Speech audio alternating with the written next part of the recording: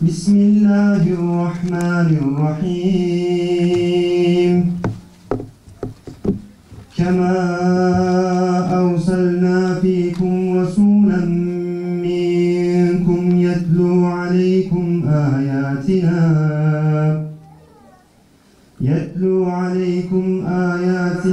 ve yuzekkikum ve yuallimukumul kitâbe vel hikmete ve yuallimukum mâ lem tekûnû ta'lemûn. Şehit Yasin Börü ve arkadaşları 1 Ekim ayında bir Kurban Bayramı'nda taşıdıkları iyilik ve yardımlaşma mesajının onlara yüklediği sorumluluk gereği yola çıkan bu asrın mücahitleriydi. Onlar iyilik ve kötülük mücadelesinde iyiliğin, hak ve batıl mücadelesinde hakkın, güzellik ve çirkinlik mücadelesinde güzelliğin yanında olarak nebevi mesajın pratiği, aslı ve öznesi olduklarını ispat eden bu asrın Habibi Neccarlarıydı. Onların bu muhkem ve kararlı çizgisi elbette bir takım karanlık mahfillerin de hedefi olmuş, bu çizgi birilerini daim olmak üzere hazımsızlığa mahkum etmişti. Ve işte bu karanlık eller iyiliğin ve yardımlaşmanın eli olan Yasin Börü ve arkadaşlarını vahşice katlettiler. Yasin Börü ve arkadaşları döktükleri kanlarıyla tarihe mesaj verdiler. Geri durmadılar, ileri atıldılar ve şehadete kavuştular. Onların masumiyeti geçmiş mazlumiyetlerin tefsiri oldu. Aziz, pak ve nurani kanları yeni bir dönemin kapısını açmış ve her daim büyük ve yüce bir örneklik olarak gösterdikleri iyilik mücadelesi hür gençliğin meşalesi olmuştur. Ay taş bu kaçıncı sinemizden vur kaç, çıkamez suruna Hüseyin gibi, savurmaz bunca kan kanını, haykır uyan Ahmet diye. Yasin o biz kokunla toprağı Yasin, çıkamez suruna Hüseyin gibi, savurmaz bunca kan kanını, haykır uyan Ahmet diye. İnnehum fityetun âmenû bi rabbihim ve zidnâhum hudâ.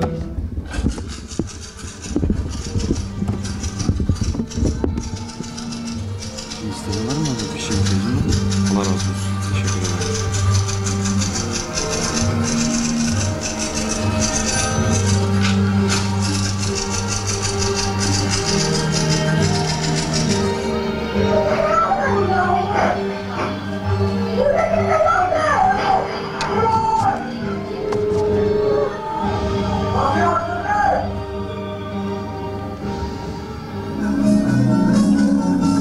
Usulü ve soruları yıkıldı sandım, yakıldı yüreğim, Yasin'e yandım.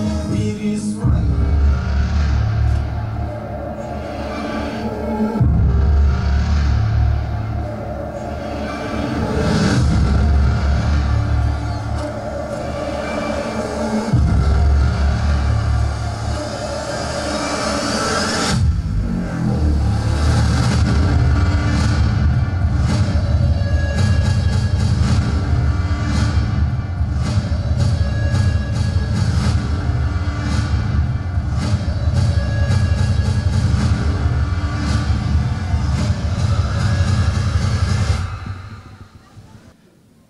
Bugün bildiğiniz üzere 6-8 Ekim olaylarının yıl dönümü.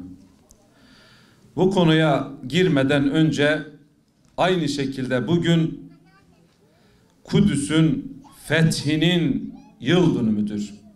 2 Ekim 1187 yılında Selahaddin Eyyubi tarafından Kudüs kuşatma altından kurtarılmış, fethedilmişti.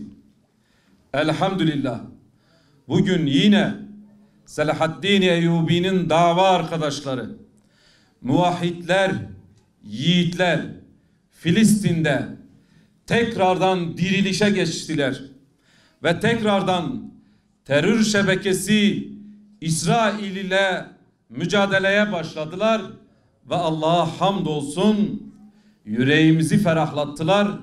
O zalimleri, o canileri yıllarca sokaklarda mazlumları katleden, kadınları katleden, çocukları katleden, yaşlıları katleden İsrail terör şebekesi askerlerine derslerini vermişler, yüreğimizi ferahlatmışlar. Ve şunu da belirtmek istiyorum. Kudüs davası bizim kırmızı çizgimizdir. Kudüs davası namusu ekberdir.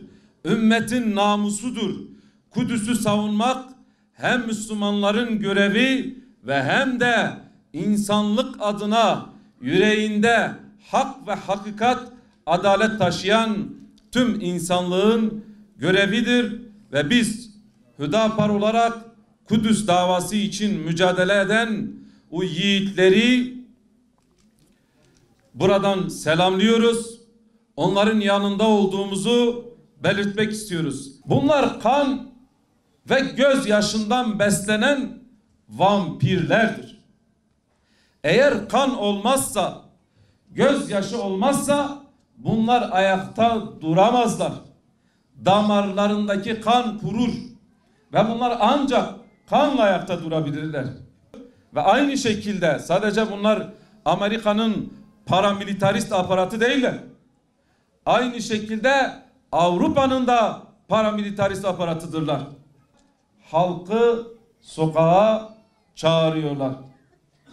HDP bir taraftan çağırıyor. Aynı şekilde yine 6 Ekim'de Mehmet Öcalan gidip Abdullah Öcalan'la görüşüyor ve o da oradan bir mesaj veriyor. İşte 15 Ekim'e kadar gelen heyetlerle görüşün ve 15 heyetten sonra, yani 15 Ekim'den sonra artık ona göre karar vereceğiz çözüm süreciyle ilgili.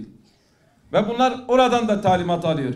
Tabi orada onlar bile kendi içinde şeytani şeyler oynayabilirler. Kendi içinde bazı adamlarına işte biz hiçbir şekilde sokağa çağırıp şiddete başvurmayacağız, bir kesime öyle derler. Bir kesimde onların örgütlü yapılarına ise her türlü şiddeti emredebilirler. Çünkü bunlarda bir çizgi yok. Ve aynı şekilde onların biraz daha iç yüzünü, o şeytani yüzünü net ortaya koyan YDGH gençlik yapısıysa şöyle bir tweet attı. Bizim aklımızla alay etmesinler. Yok provokasyonmuş, yok birkaç kişi kendini bilmezmiş. YDGH'ın tweet'i aynen şu şekilde. Kürdistan'daki ve Türkiye Cumhuriyeti'ndeki asayişlerimizin dikkatine. Hüdaparlı üyeleri nerede bulursanız onları infaz edin. Daha nasıl söylesinler? YDGH'ın resmi hesabından böyle bir mesaj paylaştılar. Aynı şekilde o zamanın il başkanı Zübeyde Zümrüt de koşu yolunda halka sokağa çağrı yaparken şöyle söylüyor. Diyor ki Diyarbakır'da 400'e yakın İŞİD derneği var diyor. Evet. 400'e yakın İŞİD derneğini bize bir listesini çıkarsınlar. Kimlerdir bunlar? İŞİD derneği dedikleri cami der mi? İŞİD dernekleri dediği köy der mi? İŞİD derneği dedikleri Yusufi der mi? İŞİD derneği dediği sahabe der mi? İŞİD dernekleri dediği mustazaf der mi? İŞİD derneği dediği peygamber sevdalılarıdır. İŞİD dernekleri dedikleri kimdir, bize listelerini ortaya koysunlar. Ve sadece bu çağrıyla 121.000 kişi sokağa çıktı. Bu nasıl bir provokasyon? Bunlar bilinçli şeyler. Ve bu çağrılar nasıl oldu? Mersin merkezine, Tarsus ilçesine kadar Adana merkezinin ilçesine kadar, Diyarbakır merkezinin ilçesine kadar, Bingöl merkezinin ve ona bağlı ilçelere kadar, Van merkezinin ona bağlı ilçelerine kadar, ondan sonra Gaziantep'in veya onların ilçelerine kadar, Mardin ilçelerine kadar, özellikle hepsi de Kürt bölgesinin, hepsi bu saldırılar bir anda aynı şekilde nasıl bir provokasyon böyle organizeli bir şekilde ve hepsi de Hüdapar'a saldırıyor. Bu saydığım illerin hepsinin Ağrı'ya kadar, daha saymadığım iller bile var. Tek tek bizim derneklerimize saldırıyor oluyor ve bunlar birkaç kişi kendini bilmez provokasyonmuş. Hadi oradan. Hepiniz provokasyoncusunuz aslında. Sizin başınızdan aşağıya kadar siz bu memleketin düşmanısınız. Gezi olayları Türk solunun bu ülkeye yaptığı bir darbedir. 6-8 Ekim olayları Kürt solunun bu ülkeye yaptığı bir darbedir. 15 Temmuz darbesinin de Amerika menşeli bu ülkeye yapılan bir darbedir. Eğer bu böyle okunmazsa bu memlekete, bu insanlara yapılan en büyük zulümdür. Bunlar bilinçli bir şekilde, planlı bir şekilde bu Müslüman mütedeyyin insanlara saldırdılar. Sakallı olan, İslami bir giyinimi olan herkese saldırdılar. Yani bunlar mesela Adana'da bir de kadın haklarından bahsediyorlar. İşte ağızlarından barış hiç düşmez.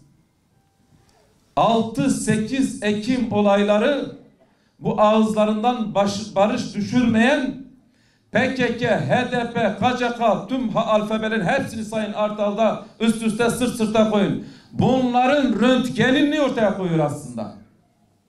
Ve Adana'da saldırdığı evi ailece yapmaya çalışıyorlar. Mersin'de evi, aile, çoluk çocuk hepsini yapmaya çalışıyorlar. Bazı kardeşlerimiz onları arkadan çıkarıyor. Cizre'de aynı şekilde arka duvarları kırarak kardeşlerimiz kurtuluyor. Evi komple yapmaya çalışıyorlar. Adana'da 10 yaşındaki bir çocuk 14 gün boyunca konuşamıyor. Dili tutuluyor bu korkudan. Bunlar nasıl bize barıştan, kardeşlikten bahsederler? Bunlar böyledirler. Bunların zihniyetiyle, bunların genetik kodlarıyla CHP'nin genetik kodları tıpatıp aynıdır. Hiçbir fark yok. Onların DNA'ların üzerindeki şifreler ile CHP'nin DNA'ları üzerindeki şifreler hepsi aynıdır. Ve şifrelerinde İslam'a düşmanlık vardır. Müslümanlara düşmanlık vardır. Tesettüre düşmanlık vardır. Aileye düşmanlık vardır. İnsanlığa düşmanlık vardır bunlar. Aynı mantıktadırlar. Bunların durumunu anlattığımız zaman sanki geçmişte Dersim katliamını yapan, Zilan katliamını yapan, köyleri yakan CHP aklımıza gelmiyor mu kardeşlerim? Onlardan daha beter değil midir? Güya işte IŞİD'i def etmek için bu saldırıları yapmışlar. IŞİD böyle bir şey yaptı mı kardeşlerim? Bunlar IŞİD'den beter etmediler mi? Zaten dediler sokağı Kobani'ye çevirin dediler. Ne yaptılar? Bu vahşeti kim işledi? Tarih böyle bir vahşete şahit olmadı. Bugün kendini bize modern gösterenler, eve sığınmış çocukları zaten eve giriyorlar. Kapıları kırıyorlar. Üzerinden atlıyorlar. Kesici aletlerle, sopalarla, silahlarla onları öldürüyorlar. Öldürmekle de yetinmiyorlar. Onları balkondan aşağı atıyorlar. Balkondan aşağı atmakla da yetinmiyorlar. Ve onları attıktan sonra bununla da yetinmiyorlar. Onların üzerine benzin döküyorlar. Benzin döktükten sonra onları yakıyorlar. Yaktıktan sonra bir de kadınlar da dahi zılgıt çekiyorlar ve etrafında halaya duruyorlar. Bununla da yine içleri soğumuyor. Hangi kin ve nefret ve içlerinde nasıl bir kötülük varsa arabayla üzerinden geçiyorlar. Bu hangi törede var? Bu hangi dinde var? Cesetlere bu şekil yapmak hangi dinde var? Yani bir de etrafında halaya durmak. Bu nasıl bir insanlık? Gerçekten bu vahşet nasıl bir vahşet ve yaptılar bunlar. Ve şu an bunlar halen de mecliste çıkıyor. Onların grup başkanı diyor ki söyleyin diyor. Yasin Börü dışında kimin ismini biliyorsunuz? Söyleyin bize. Biz de söylüyoruz onlara. 2 gün önce mecliste de söyledim. Turan Yavaş dedim. Nasıl bilmiyoruz? Hüseyin Gökgöz dedim. Nasıl bilmiyoruz? Hasan Gökgöz dedim. Hüseyin Dakak dedim. Riyad Güneş, Cumali Güneş. Nasıl bilmiyoruz? Cengiz Tiryaki, Muhammed Latif Şener ve onlarca kardeşlerimiz var. Nasıl bilmiyoruz? Siz kimi kandırıyorsunuz? Maalesef bunlar öyle bir yalan ve öyle bir propaganda yapıyorlar ki yüzleri hiç kızarmıyor. Çünkü onlar Avrupa ve ABD'ye yaranmak istiyorlar. Bundan dolayı diyor ki biz 6-8 Ekim olaylarıyla kendimizi, Kobani'nin sesini Avrupa'da ve ABD'de duyurduk diyor. Bunun vesilesiyle ancak duyurabildik ve onlara yaranmak. Yasin Börü kardeşimiz bize şunu söylüyor. Ben canımı verdim. Paramparça oldum. Bazen çok üzülürüz ama şahsen ben Yasin Börü'nün hiç acıdığına inanmıyorum. O şehit olduktan sonra onun o bedeniyle, cesediyle uğraşmasının hiçbir önemi yoktu. Allah Azze ve Celle için her şey çok kolaydı. Allah muhakkak ki onu muhafaza etmiş ve hiç acı da çekmemiştir. Ve bize şunu dedi. Ben bu mücadeleyi verdim. Ben bu hakikati size ilettim. Bunların zihniyeti bu. Bunlar bu memleketi ateşe çevirmek istiyorlar. Bunların derdi bu memlekete hizmet etmek değildir. Bunlar yıllardır Kürtlerin mazlumiyeti üzerinde Marksist ve Leninist düşüncesini, ideolojisini güçlendiriyorlar. Bunların başka bir derdi yok. Allah'ım bizlere bu gencecik fidanların davalarını anlamayı ve davalarına sahip çıkmayı nasip eyle. Allah'ım ayaklarımızı bu hak dava üzerine sabit kıl. Allah'ım ömrümüzün sonunda şehadet şerbetini içerek şehitler kervanına katılmayı bizlere nasip eyle.